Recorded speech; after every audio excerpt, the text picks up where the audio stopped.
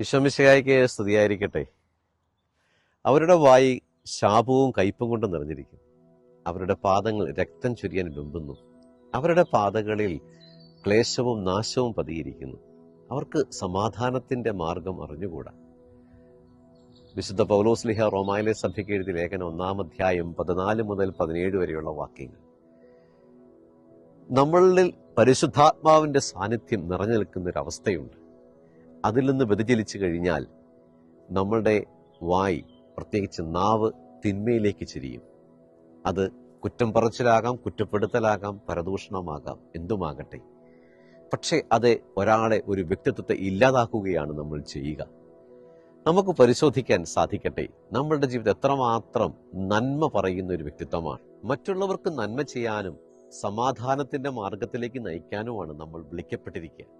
ഈ നോമ്പുകാലം നമ്മളെ സഹായിക്കട്ടെ, ഞാനൊരു സമാധാനത്തിന്റെ, സ്നേഹത്തിന്റെ വ്യക്തിത്വമാകാനായിട്ട്. എല്ലാവരെ പറ്റിയും എല്ലാത്തിനെ പറ്റിയും നന്മ പറയുന്ന ഒരു വ്യക്തിയായി തീരുക. അതായിരിക്കട്ടെ നമ്മുടെ ലക്ഷ്യം. ദൈവം നമ്മളെ അനുഗ്രഹിക്കട്ടെ.